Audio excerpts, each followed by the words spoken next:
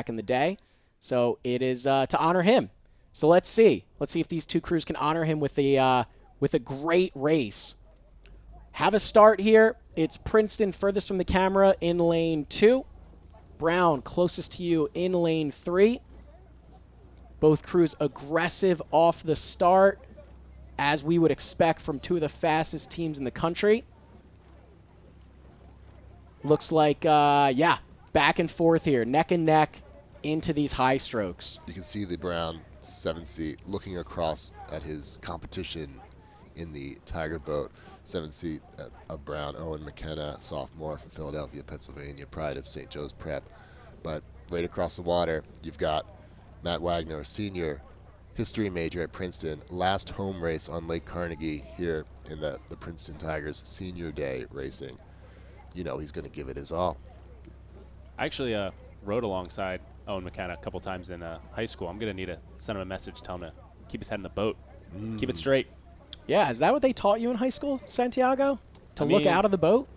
No, I was told to keep my head straight. Although, when you got as much power as Owen McKenna, maybe you can take a little peek outside to the other boat. But yeah. So far, he is pouring it on here. You can see the margin starting to develop. 500 meters into this one, and it is the Brown 3V sitting up. Let's call it a quarter of a length over Princeton. We'll see if these two crews base it similarly to what the 4th Varsities did. It looked like right around 36, 37-ish, so pretty high for heavyweight crews. But I think this part of the season is when you start to hit that peak rating and peak boat speed. So ratings tend to be a bit higher, especially in these tail breeze conditions as well. Looks like both crews locked into their base rhythm. Brown continues to sit up just a few seats over Princeton, but Princeton not going anywhere. A lot of maturity in that Princeton boat, Tommy. You talked about the senior leadership in there. So these guys, they've had a lot of races under their belt. They know how to engage in a battle like this. And it looks like Princeton now stalled out the early move of Brown and maybe starting to pull it back as they attack the second 500. We saw in the last race, Brown jumping out to an early lead and then Princeton making a move and sort of changing their whole base rhythm to carry them through the second half of the race, and that's what gave them the 4th Varsity 8 race. Exactly right. Yeah, we'll see if the Princeton 3V can do something similar. It looked like they almost had a gear change right before the 1,000, which propelled them back into the lead. So we crossed the 1,000-meter mark now. Brown definitely able to get there first, but again, this is where that gear change might happen. We know that we talk about that big move in the middle of the race, and Santiago, we talk about it being more of a gear change. You're changing boat speed for the rest of the race compared to just a 10 or 15 stroke shot. Is that typically the mentality? Yeah, absolutely. 10s are great to try to get that extra boost or maybe try to fight back after losing a seat or two. But at the end of the day, what matters the most is your mentality for every stroke throughout the race.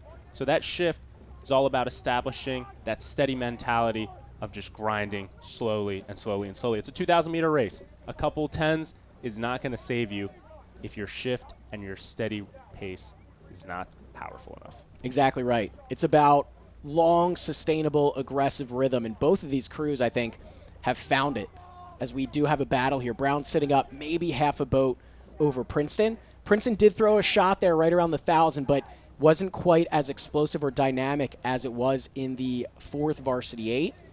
Brown able to stall out that move. And we know that Brown likes to take that big Bruno 20, Tommy. You remember that one back in the day? Yes. Super explosive. Yeah, absolutely. I haven't seen it as much in recent years, but certainly potent speed in this Brown 3rd Varsity 8. Yeah, they attack the middle of the race almost better than anybody out there.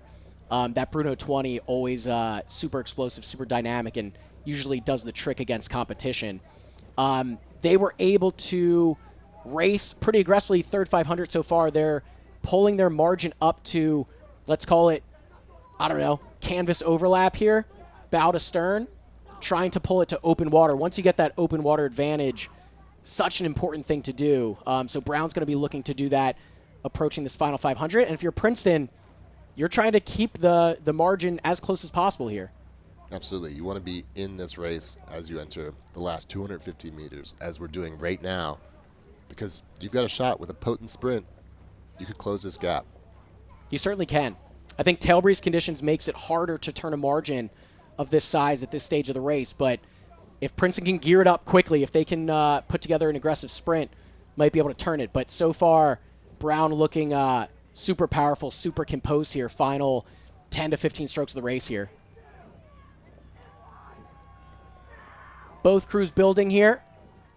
Definitely some higher ratings than we've seen earlier in the race.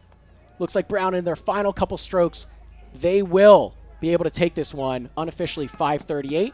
Princeton through unofficially 5:41. So again, similar margin to the last one, although the